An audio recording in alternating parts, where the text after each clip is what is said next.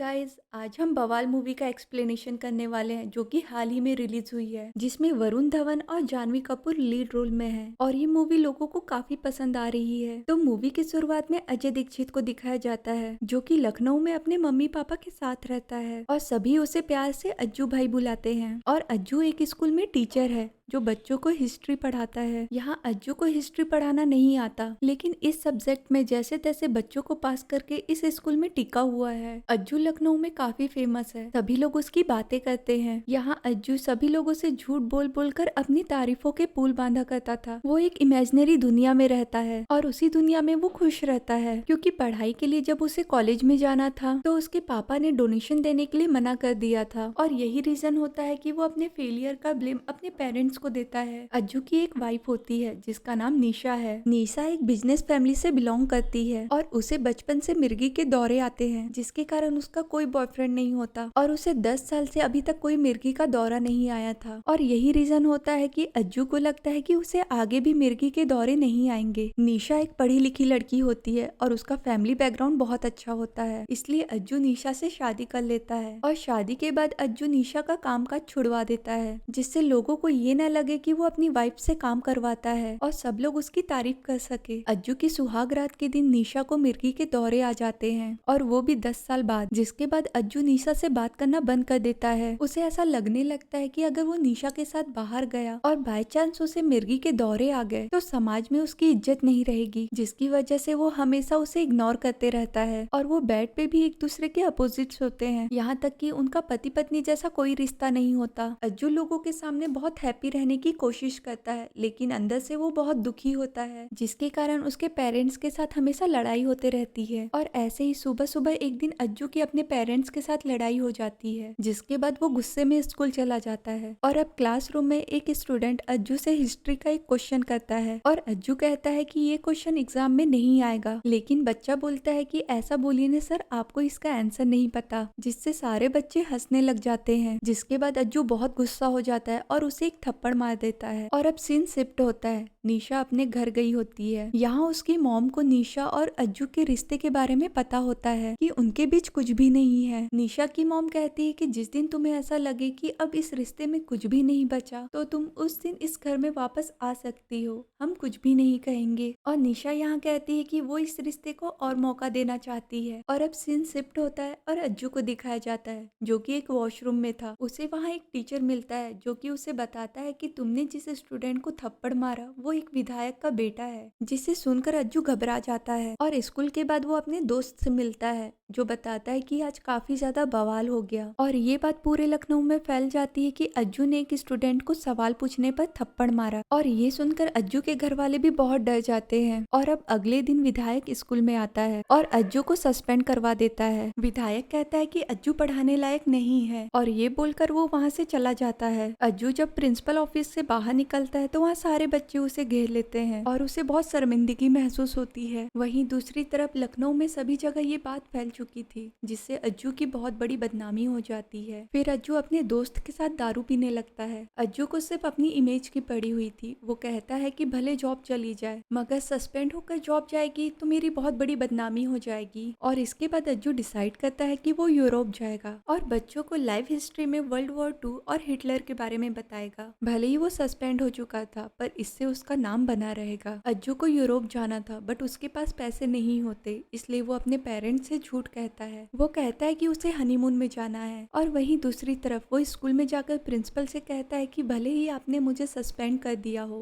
पर वो अपने पैसे से यूरोप जाएगा और बच्चों को लाइव हिस्ट्री में वर्ल्ड वॉर 2 और हिटलर के बारे में बताएगा, क्योंकि उसका कोर्स अभी तक कंप्लीट नहीं हुआ है। और ये सुनकर प्रिंसिपल उसकी बात मान लेता है। वहीं जब निशा को ये बात पता चलती है तो वो बहुत खुश हो जाती है और अज्जू के क्लोज जाने लगती है। वो कहता है कि हम कोई हनीमून में नहीं जा रहे हैं, बल्कि मैं अपनी इमेज को ठीक करने जा रहा हूँ, इसलिए तुम अपनी माँ के घर चले जाना और जैसे ही मैं यूरोप से आऊंगा मैं तुम्हें कॉल करके बता दूंगा, जिससे उनकी फैमिली को लगेगा कि वो दोनों साथ गए थे और साथ आए हैं। निशा ये बात सुनकर बहुत हर्ट हो जाती है और अलमारी के अंदर एक एनवलप रख देती है और वो भी अपना सामान पैक करने लगती है। और इसके बाद अज्जू जब रूम में आता है तो निशा उससे कहती है कि वो भी उसके साथ यूरोप जाएगी, नहीं तो वो अपने पेरेंट्स को बता देगी और साथ में तुम्हारे मम्मी पापा को भी कि तुम हनीमून में नहीं जा रहे हो, बल्कि तुम किसी और मकसद से जा रहे हो। इसके बाद अज्जू निशा की बात मान लेता है और जाने से पहले वो अपने दोस्त से मिलता है और उसे अच्छे से समझा देता है कि उसकी पढ़ाने की वीडियो कैसे रेगुलर ही पोस्ट होती रहेगी। इसके बाद निशा और अज्जू दोनों एयरपोर्ट के लिए निकल जाते हैं, जहाँ पर अज्जू का बैग एक गुजराती आदमी के साथ एक्सचेंज हो जाता है और अब अज्जू यूरोप पहुंच चुका था और वो लाइव क्लासेस स्टार्ट कर देता है। वहीं दूसरी तरफ बच्चे भी बहुत एक्साइटेड होते हैं। अज्जू का बैग एक्सचेंज होने के कारण अब उसे गुजराती आदमी के कपड़े पहनने पड़ते हैं, जिसमें वो काफी अनकंफर्ट फील कर रहा था। यहाँ लीजा कहती है कि वो आईफेल टावर देखने जाएगी,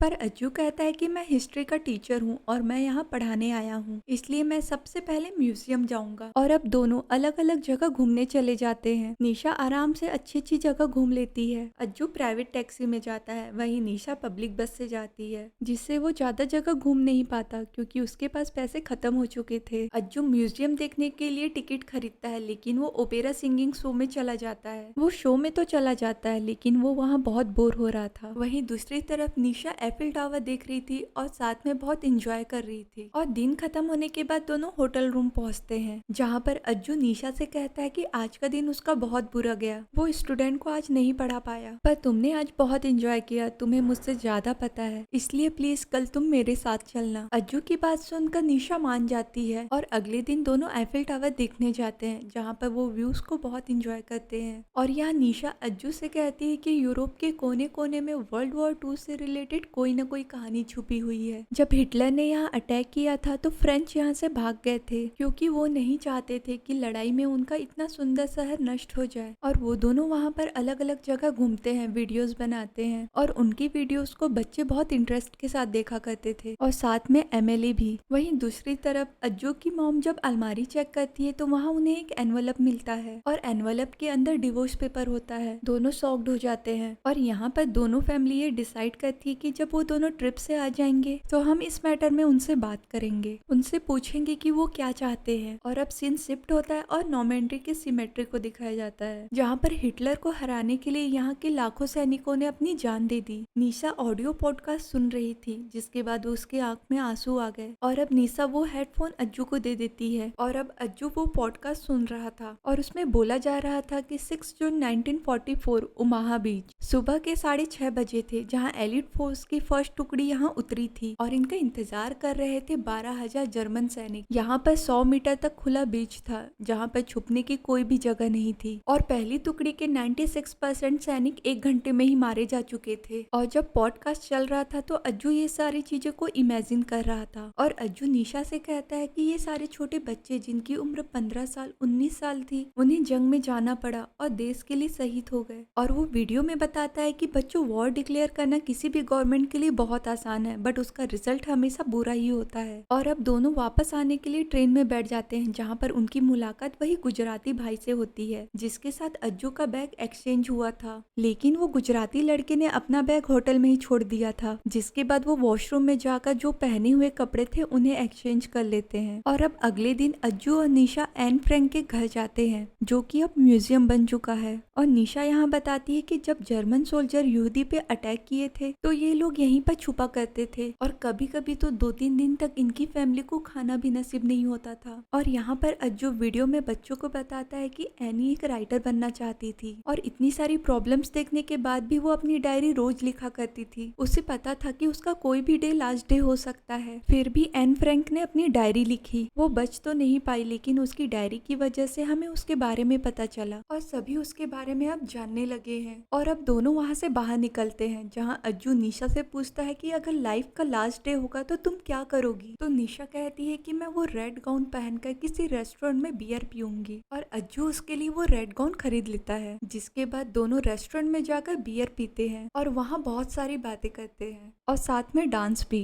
और अब अगले दिन दोनों बर्लिन जाते हैं, जहाँ अज्जू कहता है कि सारा कांड यहीं हुआ था, जिस पर निशा कहती है कि सिर्फ एक आदमी की वजह से हम इस शहर को बुरा नहीं कह सकते। तो अज्जू कहता है कि वर्ल्ड वॉर कहाँ शुरू हुआ था, जिस पर निशा कहती है कि खत्म भी तो यही हुआ था। अज्जू कहता है कि हिटलर बहुत बुरा आदमी था, उसके पास इतना सुंदर देश होने के बाद भी बाजू वाले का देश चाहिए था और उसकी वजह से ही वर्ल्ड वॉर शुरू हुआ था और आधी दुनिया बर्बाद हो गई। और तब निशा कहती है कि हमारे अंदर भी हिटलर है, हमारे पास जो भी है पर हमें दूसरों का ही पसंद आता है। जिसके पास साइकिल है उसे बाइक चाहिए, बाइक वाले को कार चाहिए और कार वाले को उससे भी बड़ी कार चाहिए। ये जुनून कभी खत्म नहीं हो सकता। और कुछ टाइम के बाद लखनऊ से उसके फ्रेंड का कॉल आता है कि भाई यहाँ बवाल हो चुका है, भाभी और तुम्हारे डांस वीडियो यहाँ वायरल हो चुके हैं, भाभी ने उसे अपलोड कर दिया था। अज्जू को बहुत गुस्सा आता है और जाके वो निशा से पूछता है कि तुमने किससे पूछकर वो वीडियो अपलोड किया था, मैं यहाँ बच्चों को पढ़ाने आया हूँ और तुम हमारे डांस की वीडियोस वायरल कर रही हो। और वो कहता है कि सभी क्या सोचेंगे हमारे बारे में। निशा कहती है कि मुझे पहली बार तुम्हारे साथ कुछ टाइम स्पेंड करने को मिला था, मैं बहुत खुश थी और अपनी खुशी को सबके साथ शेयर करना चाहती थी, मुझे लगा था कि तुम्हें अच्छा लगेगा। तब अज्जू कहता है कि तुम्हारे लिए बहुत बड़ी बात होगी लेकिन मेरे लिए नहीं है, मैं हमेशा अपने आप को परफेक्ट रखना चाहता हूँ पर मेरी लाइफ पार्टनर मुझे डिफेक्टिव पीस मिली। और ये सुनकर निशा बहुत हर्ट हो जाती है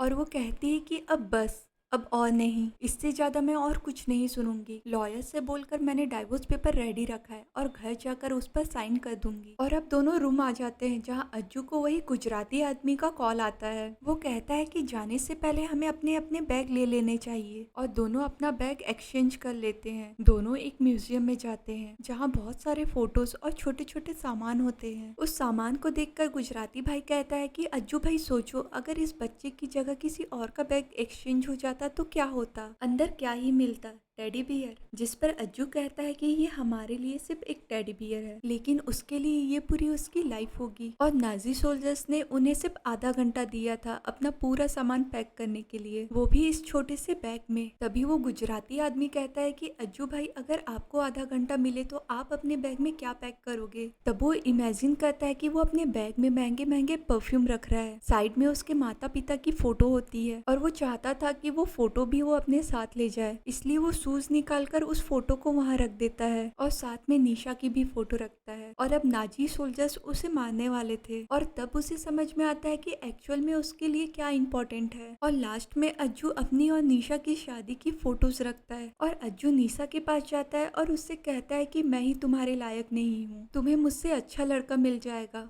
इन 15 दिनों में मुझे सब कुछ समझ में आ चुका है और परफेक्ट तो कोई भी नहीं होता, मैं भी नहीं हूँ और मैंने तुम पे इतना प्रेशर डाला कि आज मुझे ये सब देखना पड़ रहा है। प्लीज इस ट्रिप को अधूरा छोड़कर मत जाओ, मुझे और 3 दिन का टाइम दो, भले तुम ट्रिप खत्म होने के बाद मुझे डिवोर्स दे देना। अज्जू की बातें सुनकर निशा इमोशनल हो जाती है और उसकी बात मान लेती है और सीन शिफ्ट होता है कॉन्सेंट्रेशन कैंप की तरफ, जो कि दुनिया का सबसे डरावना कैंप था जहाँ लोगों को बंदी बना के रखा जाता था, जहाँ सिर्फ 2.5 लाख बच्चे ही थे। इन्हें छोटे छोटे कमरों में जानवरों की तरह ठूसा जाता था और उन्हें खाने के लिए सिर्फ इतना मिलता था कि वो जिंदा रह सके और दिन भर में सिर्फ आधा लीटर पानी मिलता था और काम करने से कोई मना करता तो उन्हें वो सजाए मौत देते थे। छोटी छोटी गलतियों पर भी उन्हें सजाए मौत दी जाती थी। और अब रात में वो एक होटल में रुकते हैं जहाँ पर ऑनर उनसे पूछते हैं कि आज का दिन आपका कैसा रहा, जिस पर निशा कहती कि आज का दिन थोड़ा डिस्टर्बिंग था। तब वो एक इवेंट में उन्हें इनवाइट करते हैं। वॉर में जो लोग बच चुके थे उनमें से एक अपनी अनटोल्ड स्टोरी बताएगा। इसके बाद दोनों उस इवेंट को ज्वाइन करते हैं और वहाँ पर वो आदमी अपनी स्टोरी बताता है और निशा उसकी लैंग्वेज को ट्रांसलेट कर अज्जू को बताती है। वो कहता है कि वो भी सबकी तरह एक डिसेंट हस्बैंड था, उसने अपनी वाइफ से न तो कभी ऊंची आवाज में बात की, न उसे कभी मारा, उसने मुझे कभी चीट नहीं किया, मैंने उसे कभी बाहर घुमाने के लिए नहीं ले गया और ना ही उसके लिए कभी कोई फूल लाए। लेकिन उसके बाद हमें कंसंट्रेशन कैंप में लाया गया और हम दोनों अलग हो गए, पहले जैसा अब कुछ भी नहीं रहा। और पता है सबसे ज्यादा मैंने क्या मिस किया? अपनी वाइफ को। सुबह उठकर उसका चेहरा देखना, उसके हाथ का खाना खाना, उसकी खुशबू,